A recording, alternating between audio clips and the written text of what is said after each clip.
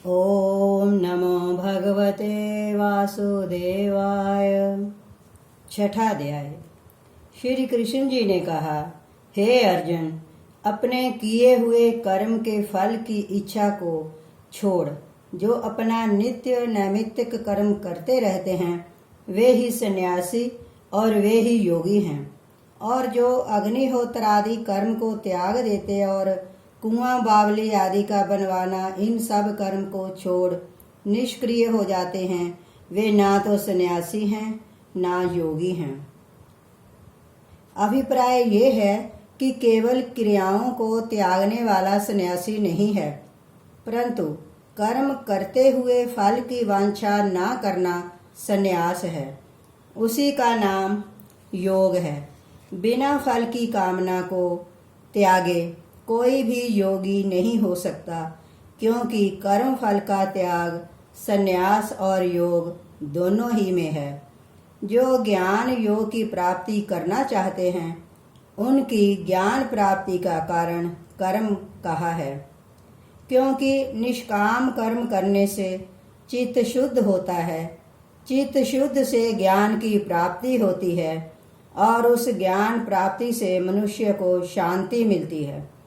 हे अर्जुन, जब मनुष्य की इंद्रियां किसी विषय को ना उठें और मन में स्मरण बिना चिंता भी ना हो, जब ऐसा हो तो तब योगारूढ़ कहता है। इसलिए विवेकी पुरुष अपनी आत्मा का संसार में आप ही उद्धार कर उसकी अधोगति ना करें, क्योंकि कामना से रहित जो आत्मा है वह मित्र के समान उपकारी है। जिसने मुझको विसार कर अपनी आत्मा को विषयों में लगाया है वह अपना शत्रु है। हे अर्जुन, जिसने अपनी आत्मा से आत्मा को जीत लिया है तो वही आत्मा उसका बंधु है, और जो आत्मा को नहीं जीतता है उसकी आत्मा ही उसका शत्रु है। जिसने अपना मन अपने वशीभूत कर लिया है और शीत उष्ण सुख दुख और मान अपमान में सदा शांत रहता है उसके हृदय में परमात्मा स्थित है। शास्त्र अथवा गुरु के सदुपदेश से उत्पन्न जो ज्ञान और अनुभव सिद्ध हो विद्वान इनसे संतुष्ट हैं। जिनकी आत्मा और जिनका मन भी चलायमान नहीं होता है और इन्हीं कारणों से जिनकी इंद्रियां वशीभूत हो गई हैं वे कंचन मिट्टी और पत्थर को एक समान समझते हैं। ऐसे ही योगी योगारूढ़ होते हैं। हे अर्जुन, जो मित्र शत्रु बंधुवर्ग साधु और पापाचारियों को समान दृष्टि में रखता है वे योगियों से भी बढ़कर है। हे अर्जुन, योगी को उचित है कि सदा एकांत में रहे, किसी को संग में ना रखे, अपने मन और आत्मा को वश में रखे, किसी बात की आशा ना रखे और ना किसी वस्तु का संग्रह करे। इस प्रकार निरंतर अपनी आत्मा को परमात्मा में लगाता रहे। हे अर्जुन, योग साधन के लिए सुंदर पवित्र भूमि में जो ना बहुत ऊंची हो ना नीची, उस पर कुशा का आसन, उस पर मृग छाला बिछा के ऊपर वस्त्र बिछाकर निश्चिंत मन होकर बैठे। मन को एकाग्र कर चित्त को रोक क्रिया से रहित हो अपनी आत्मशुद्धि के लिए योग साधन करे। सब देह व गर्दन को सीधा रखे और अपनी नासिका के अग्र भाग को देखे और किसी दिशा को ना देखे। मन को शांत कर निर्भय हो ब्रह्मचर्य व्रत में स्थिर रहे। मुझ में चित्त लगा मन को रोक कर योग का साधन करे। मन को वश में रखने वाला जो योगी इस प्रकार से सदा अपनी आत्मा को योग में तत्पर करेगा वह परम शांति अर्थात निर्वाण पद को पाएगा। हे अर्जुन, अधिक भोजन करने वाले को और निराहार रहने वाले को, अधिक सोने व जागने वाले को योग प्राप्त नहीं होता। जो मनुष्य युक्त आहार विहार करता है और कर्म भी युक्ति पूर्वक करता है और नियम से सोता जागता है, उसका योग दुखों को दूर करने वाला है। तात्पर्य ये है कि योगी को उचित है कि आहार विहार आदि परिमित और नियमानुकूल करे। जो मनुष्य अपनी आत्मा में ही चित्त की वृत्तियों को रोक लेता है और संपूर्ण कामनाओं को छोड़कर निष्प्रिय हो जाता है, तभी वह पुरुष सिद्ध योग कहलाता है। जैसे जिस स्थान में पवन नहीं चलती वहां दीपक की ज्योति हिलती नहीं, ऐसे ही जो अपना मन एकाग्र करके एकांत में बैठकर योगाभ्यास में मन लगाता है, उसका मन दीपक की भांति चलायमान नहीं होता। जिस अवस्था में योगाभ्यास से अपनी चित्त वृत्तियों के रुकने पर जहाँ विश्राम लेता है, बुद्धि द्वारा आत्म स्वरूप को देखता है और अपनी आत्मा में ही संतुष्ट होता है। हे अर्जुन, जिस अवस्था विशेष में योगी जन किसी ऐसे अत्यंत सुख का अनुभव करते हैं कि जो इंद्रियों के विषय से दूर है और केवल बुद्धि द्वारा ही जाना जाता है, उसी से उस सुख में स्थित योगी आत्म स्वरूप से चलायमान नहीं होता है। हे अर्जुन, जो आत्म स्वरूपी इस सुख को पाकर इससे अधिक और किसी लाभ को नहीं मानते हैं, वे उस सुख में स्थित होकर बड़े बड़े जो शीत गर्मी आदि के सुख दुख हैं, उनमें भी विचलित नहीं होते हैं। जिस अवस्था में दुख का लेश मात्र भय भी नहीं रहता, उस अवस्था को योगावस्था जानो। इससे स्थिर चित्त होकर यत्न पूर्वक योगाभ्यास करना उचित है। संकल्प से उत्पन्न होने वाली और योग में बाधा डालने वाली अनेक तरह की कामनाओं को त्याग कर और इंद्रियों को मन के संपूर्ण वेग से रोककर योगाभ्यास करे। वश में हुई बुद्धि से शनै शनै मन को आत्मा में निश्चल करे और किसी बात का चिंतन ना करे। मन बड़ा चंचल है, किसी जगह जल्दी स्थिर नहीं होता है। इससे जहाँ जहाँ चित जाए वहां से इसे रोककर आत्मा में स्थिर करे। हे अर्जुन, ऊपर लिखी रीति के अनुसार शांत चित्त होने से संपूर्ण विकार स्वयमेव भाग जाते हैं। आत्मा निष्पाप हो ब्रह्म में लीन हो जाती है। ऐसे योगी को समाधि का उत्तम सुख अपने आप प्राप्त हो जाता है। इस प्रकार सदा आत्मा को लगाए रखने वाला निष्पाप योगी सुख पूर्वक बिन परिश्रम महान ब्रह्म सुख को भोगता है। सबको समान दृष्टि से देखने वाले योगाभ्यासी अपनी आत्मा को सब प्राणी मात्र में देखते हैं और सब प्राणियों को अपने आत्मा में देखते हैं।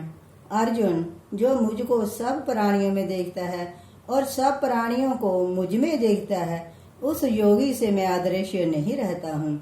उस योगी को मैं प्रत्यक्ष होकर दर्शन देता हूँ। सभी भूत प्राणियों में मुझको व्यापक जानकर जो मेरा भजन करते हैं, तिनका फिर जन्म नहीं। अब सब जन्मों में मैं व्याप्ता हूँ। जो संपूर्ण प्राणियों के दुख सुख को अपने दुख सुख के समान मानता है और सबको एक सा देखता है, वे ही योगी श्रेष्ठ है। श्री कृष्ण जी की बात सुनकर अर्जुन ने कहा, हे मधुसूदन, आपने जिस योग का मुझे उपदेश किया है कि समभाव से देखें, सो मैं अपनी बुद्धि की चंचलता से ये समझता हूँ कि इस प्रकार योगी का योग बहुत काल तक स्थिर नहीं रह सकता है। हे कृष्ण, ये मन बड़ा चंचल है, शरीर और इंद्रियों को क्षुधित करता है, बड़ा बलवान और दृढ़ है। मन को रोकना मेरे लिए कठिन ऐसा है जैसे प्रचंड वायु को रोकना। अर्जुन की बात सुन श्री कृष्ण जी बोले, महाबाहो, निस्संदेह मन बड़ा चंचल है, ये रुक नहीं सकता, परंतु कौन्तेय अभ्यास और वैराग्य से निग्रह हो सकता है। अर्जुन, जिसका मन वश में नहीं है वह योग साधन नहीं कर सकता है। जो जितेंद्रिय है वे ही यत्न पूर्वक योग साधन कर सकते हैं। ये सुन अर्जुन ने कहा, हे कृष्ण जी, प्रथम ही श्रद्धा पूर्वक योग साधन में प्रवृत्त हुआ, परंतु पीछे ठीक उपाय ना कर सका, अर्थात अभ्यास में शिथिल हो गया और इस कारण से उसका मन योग से चलायमान हो गया, तो ऐसे मनुष्य योग के सिद्ध रूप फल को ना पाकर किस गति को प्राप्त होते हैं। जिस प्राणी ने निष्काम कर्म करके ईश्वर को समर्पण ना किया और काम्य कर्म करके स्वर्ग आदि की प्राप्ति से भी वंचित रहा तथा योग सिद्ध ना होने से मोक्ष ना मिला, वे मनुष्य दोनों ओर से नष्ट और अप्रतिष्ठित होकर क्या उस मेघ के समान नष्ट होता है, जो एक मेघ से निकलकर दूसरे में ना मिलने से बीच में ही नष्ट हो जाता है। हे कृष्ण, मेरे इस संशय को दूर करने योग्य आप ही हैं। अर्जुन की बात सुन श्री कृष्ण जी बोले, हे अर्जुन, उस मनुष्य का इस लोक व परलोक में कहीं भी नाश नहीं होता है, क्योंकि कोई भी शुभ कर्म करने वाला दुर्गति नहीं पाता है। जो मनुष्य योग भ्रष्ट होकर उसी दशा में मर जाते हैं, वे पुण्य आत्मा लोगों के लोकों में जाकर बहुत दिन तक वास करते हैं, फिर पवित्र श्रीमान पुरुषों के घर जन्म लेकर अनेक सुख भोगते हैं, अथवा वे योग भ्रष्ट फिर बुद्धिमान योगियों के घर जन्म लेते हैं। जो ऐसा जन्म है वह इस लोक में दुर्लभ है। हे अर्जुन, इस संसार में जन्म लेकर फिर वह पूर्व जन्म के बुद्धि संयोग को प्राप्त होता है, उस बुद्धि संयोग से योग सिद्धि के फिर प्रयत्न करता है और सांसारिक विषय वासना में लिप्त होने पर भी उस पूर्व जन्म के कारण योग संसिद्धि में अनुरक्त हो जाता है। योग स्वरूप को जानने की इच्छा करने वाला भी केवल योग को ही नहीं पाता है, अपितु वेदोक्त कर्म फल से अधिक फल पाकर मुक्त हो जाता है। जो योगी इस प्रकार यत्न करता रहता है, उसके पाप दूर हो जाते हैं और वह योग की सिद्धि पाकर परम गति को पाता है। हे अर्जुन, तपस्वियों से, कर्मनिष्ठों से और ज्ञानियों से योगी श्रेष्ठ होता है।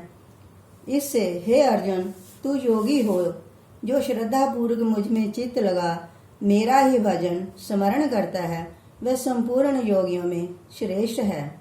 उससे अधिक मुझे और कोई प्यारा नहीं। छठे अध्याय का महात्म। श्री भगवान ने कहा, हे लक्ष्मी, गीता के छठे अध्याय का महात्म सुनो। गोदावरी नदी के तट पर स्वर्ग के समान विष्णुपुर नामक एक नगर है। वहाँ का राजा ज्ञान श्रुति नाम का था। उसकी प्रजा भी धर्मज्ञ थी। लोग राजा की स्तुति करते थे।